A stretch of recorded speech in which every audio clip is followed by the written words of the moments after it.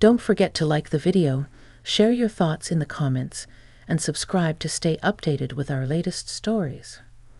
I never thought one evening at home, sipping tea while waiting for my husband to return, would lead me down a path that would change everything.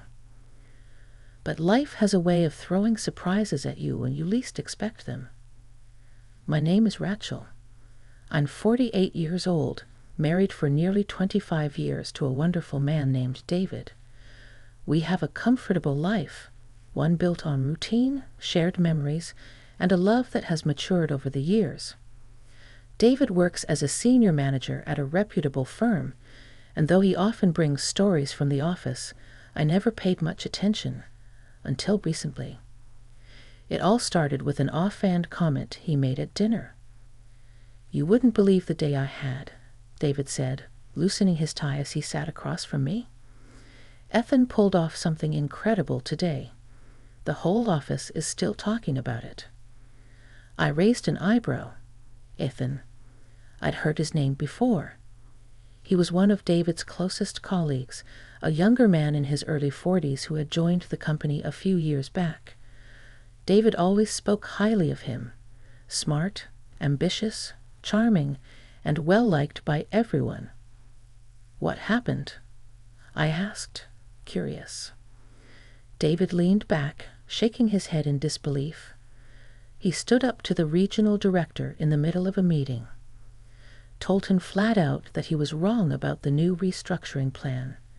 And the crazy part? He had the numbers to back it up. He practically saved the department from a disaster. I sipped my tea, impressed. "That's bold." "It was more than bold," David said, admiration in his voice. "It was gutsy. No one else dared to speak up, but Ethan just laid it all out there. I have to say, I respect the guy even more now." I had never met Ethan in person, but hearing David talk about him with such enthusiasm piqued my curiosity. I pictured him as someone confident, unshaken, and sure of himself, a man who didn't hesitate to stand his ground. And that was the first time in all these years that I actually thought about one of David's colleagues beyond just a passing name in conversation. A week later, David and I attended a corporate event, a formal gathering held at a luxury venue downtown. It wasn't something I particularly looked forward to, but I knew it meant a lot to him for me to be there.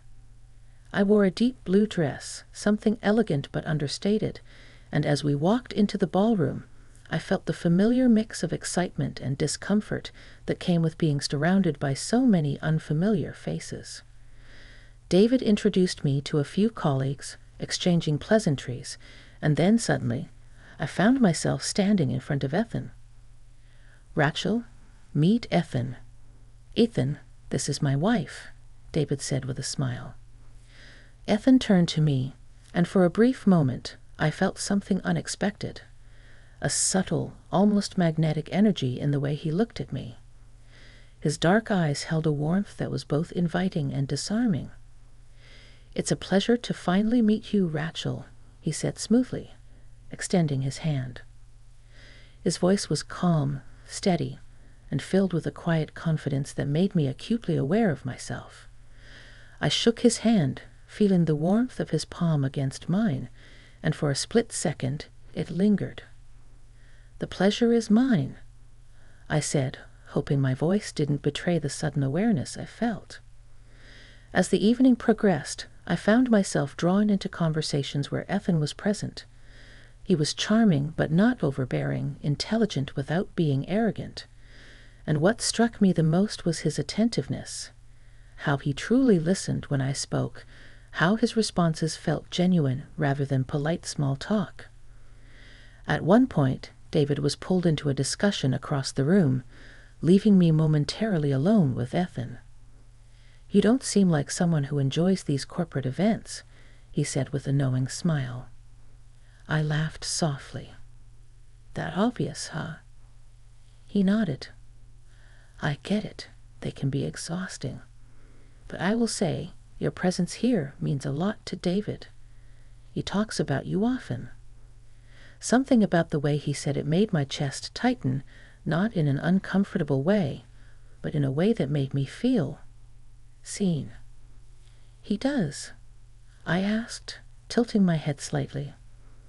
"Of course," Ethan said. "The way he speaks about you, it's clear how much he loves and admires you." I should have felt flattered, maybe even moved, but there was something deeper beneath his words, a layer I couldn't quite put my finger on. A strange tension hummed between us, not inappropriate, not wrong, but undeniably present. I forced a smile and changed the subject, not allowing myself to linger on the feeling. But even as the night went on, I couldn't shake the awareness.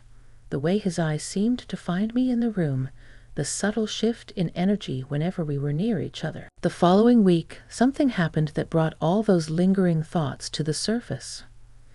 David had forgotten an important file at home, something he needed for a morning meeting. Since I had some free time, I offered to drop it off at his office. It wasn't unusual. I had been to his workplace before, but I had never stayed long. When I arrived, the office was buzzing with morning activity. I walked past cubicles and conference rooms until I reached David's department. As I handed the file to his assistant, I heard a familiar voice behind me. "Rachel." I turned and found myself face to face with Ethan. There it was again, that shift in the air, the sudden awareness. He wasn't in a suit like the night of the event, just a crisp white shirt with the sleeves rolled up, looking effortlessly composed. "I didn't expect to see you here," he said, his expression warm but tinged with something else. "I was just dropping off something for David," I replied, trying to keep my voice light.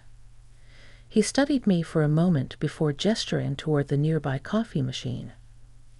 "You have a minute?" I was just about to grab some coffee. I hesitated. I should have said no. I should have smiled politely and left. But instead, I nodded. "Sure." We stepped into a quieter corner of the office, where the sound of conversations and ringing phones faded into the background.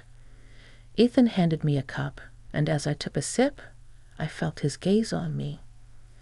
"I meant what I said at the event," he said after a moment. I looked up, confused. "About what?" "About David loving you," he said, then paused before adding, "But I also meant that you don't seem like someone who's seen the way you deserve to be seen." The words landed with a weight I wasn't prepared for. I should have been offended. I should have shut it down right then and there. But instead, my heart pounded in my chest, because deep down, I knew exactly what he meant. And that was the moment everything changed. For a moment, I just stood there, the coffee cup warming my hands, while his words sent a different kind of warmth through me, one that made my heart race. I wasn't sure what to say. My instinct told me to brush it off, to pretend I hadn't caught the meaning behind his words. But something in Ethan's expression, something raw, something honest, made it impossible to ignore. I swallowed hard and forced a small laugh. That's a bold thing to say. Ethan tilted his head slightly, studying me. "Is it?" I let out a slow breath. "David and I have been together for 25 years. Of course he sees me." He nodded, but there was something knowing in his eyes. "I don't mean in the way a husband sees a wife out of love and routine. I mean, truly sees you, the person you are now, not just the woman he married decades ago." His words felt like a quiet storm rolling in, unsettling everything I had carefully placed in order. And the truth was, I wasn't sure if I had an answer. For years, my marriage had been steady, comfortable, safe. But Ethan's question made me realize how rarely I thought about whether I still felt, noticed, desired, not just loved, but deeply understood. And the fact that it was him asking, that he had seen it, somehow, in a way I hadn't even admitted to myself, made my pulse quicken. "I should go," I said finally, my voice quieter than I intended. Ethan didn't stop me. He simply nodded, as if he knew that I needed to walk away, but also that I'd be thinking about this conversation long after I left. And he was right. That evening, I went about my usual routine, cooking dinner, setting the table, listening to David talk about his day. But my mind kept replaying the moment in the office, the way Ethan had looked at me, the quiet intensity in his voice. I felt guilty for thinking about it, but at the same time, I couldn't ignore the realization his words had sparked in me. That night, as I lay in bed beside my husband, I found myself staring at the ceiling, wide awake. David stirred slightly, turning toward me. "You okay?" he mumbled, half asleep. "Yeah," I whispered, just thinking. He made a small noise of acknowledgement before drifting back into sleep, unaware of the thoughts racing through my mind. Over the next few days, I tried to push the moment with Ethan aside, but life, as it often does, had other plans. David had another late-night meeting, and instead of going home alone, I decided to stop by the cafe near his office, one of my favorite places to sit and unwind. It was quieter in the evenings, the soft hum of conversations mixing with the smell of coffee and warm pastries. I had just settled into a corner booth when I heard a familiar voice. Rachel. I looked up, my breath catching slightly. Ethan stood there, a takeaway cup in his hand, looking surprised but pleased to see me. "What are the odds?" I said, managing a small smile. He chuckled. Either fate, or just the reality of working too late and needing caffeine. He gestured toward the empty seat across from me. "Mind if I sit?"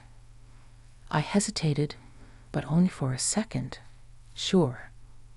He sat down, setting his cup on the table. "How have you been?" I shrugged, stirring my tea absent-mindedly. "Busy. The usual." Ethan watched me for a moment before leaning slightly forward. "And how are you really?" Something in the way he asked made me feel like he already knew the answer. I let out a small breath, glancing out the window as I spoke. "I don't know. I guess I've just been thinking." "About what?" I hesitated, but then the words just came out. "About what you said in the office." Ethan didn't look surprised. If anything, he looked like he had been expecting me to say that. And I met his gaze, and for the first time, I said it out loud. "I don't know if I've been truly seen in a long time." The words hung between us, heavy and real. Ethan's expression softened. "That's not something you should have to wonder about, Rachel." I swallowed, feeling a lump in my throat. "It's not that David doesn't love me," I added quickly. "I know he does. We've built a life together, a family, memories. But somewhere along the way, I think I became more of a fixture in his world rather than someone he really notices." Ethan didn't rush to respond. Instead, he let the words settle before speaking. "I think that happens to a lot of people," he said gently. "But it doesn't mean you have to accept it." I looked down at my hands, my heart pounding. I shouldn't be having this conversation. I shouldn't be feeling this. But I did. I took a deep breath, forcing a small smile. "You ask a lot of dangerous questions, Ethan." He smiled, but there was something serious in his eyes. "I don't think they're dangerous. I think they're necessary." I glanced at the time and realized how late it had gotten. "I should go?" Ethan nodded, but didn't move right away. He just watched me, as if trying to read something in my expression. "Take care, Rachel," he said finally. I nodded, grabbed my bag, and walked out into the night air. But as I drove home, my hands gripping the wheel, I knew something had shifted. Ethan had given voice to something I hadn't even admitted to myself. And now that it was out in the open, I wasn't sure if I could ignore it anymore. The night air was cool against my skin as I drove home, but inside I felt warm, almost feverish. My thoughts swirled, tangled in emotions I wasn't ready to name. I told myself that Ethan was just a colleague, a kind man, a friend who had simply asked the right questions at the right time. But deep down, I knew that wasn't the whole truth. There was something about the way he looked at me, the way he listened, truly listened, in a way that felt rare. It made me realize how long it had been since I had felt that kind of attention. And now I couldn't stop thinking about it. The next day at the office, I told myself I'd act normal, that I'd put last night behind me.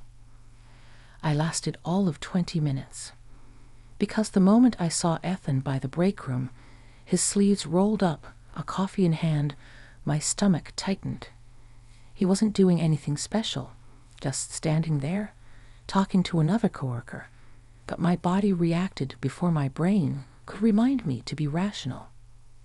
He glanced up, caught my eye, and there it was again. That quiet intensity, that silent question in his gaze. I quickly looked away and hurried to my desk, willing my heart to slow down. I needed distance. And yet, later that afternoon, I found myself walking toward his office, a file in hand, an excuse, a reason to talk to him. I knocked lightly, and he looked up from his computer. Rachel. His voice was warm, almost expectant. I hesitated, gripping the file a little too tightly. I have those reports you needed. A slow smile tugged at his lips, as if he saw right through me. Come in. I stepped inside, closing the door behind me. The office was quiet, the faint hum of the city outside the window the only sound between us. Ethan leaned back in his chair, watching me. Is that really why you came? I opened my mouth to say yes, but the words didn't come out. Instead, I exhaled and sank into the chair across from him. I don't know why I'm here, I admitted. He studied me for a moment, his expression unreadable. I think you do. The air between us was thick with unspoken words. I could feel my pulse in my throat, a steady drumbeat against the silence. I don't know what this is, I finally whispered. Ethan leaned forward slightly. It doesn't have to be anything. Not if you don't want it to be. And yet, it already was. The way I felt around him, the way my heart raced, the way my thoughts lingered on him long after I left his presence, it was something. A something that scared me. I'm married, Ethan. He nodded, his gaze never leaving mine.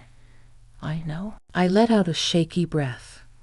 Then why does this feel like a line I'm about to cross? Ethan was quiet for a long moment. Then he said, because maybe it's a line that needed to be noticed before it was crossed. I swallowed hard. What does that even mean? He leaned forward, resting his forearms on his desk. It means maybe this isn't about me. Maybe it's about you finally seeing what's been missing. His words struck something deep inside me. Because he was right. This wasn't about Ethan. It was about me. For so long I had moved through my life without questioning. Without feeling the way I was feeling now. I had been comfortable. But comfort wasn't the same as being fulfilled. And now I couldn't unsee it. I stood abruptly. I should go. Ethan didn't try to stop me. He just nodded, his expression unreadable. Take care, Rachel. I turned and walked out of his office, my heart pounding. But even as I left, I knew the moment wasn't over. Something had been set into motion. and there was no turning back. The weight of what had happened, or rather, what had almost happened, settled over me like a thick fog. I spent the rest of the afternoon avoiding Ethan, throwing myself into work, answering emails with unnecessary enthusiasm, and engaging in small talk I didn't care about. Anything to drown out the racing thoughts in my head. But the thing about unspoken truths is that they don't stay silent for long. By the time I drove home, I felt exhausted in a way I hadn't in years, not just physically, but emotionally. The weight of realization sat heavy in my chest. I wasn't just questioning my marriage. I was questioning myself. That night, I sat across from Mark at the dinner table. The room was quiet, aside from the soft clinking of silverware against our plates. We had lived in this house for 20 years, shared thousands of meals, and yet, for the first time in a long time, it felt like I was sitting across from a stranger. "Long day?" Mark asked, barely looking up from his plate. I hesitated, my fingers tightening around my fork. "Yeah, you?" He shrugged. "Same as usual." Same as usual. It was such an innocent phrase, but in that moment it devastated me.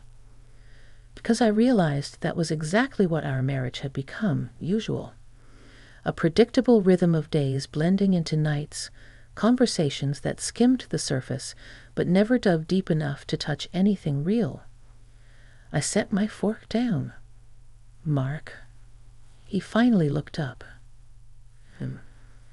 I took a slow breath. "Are you happy?"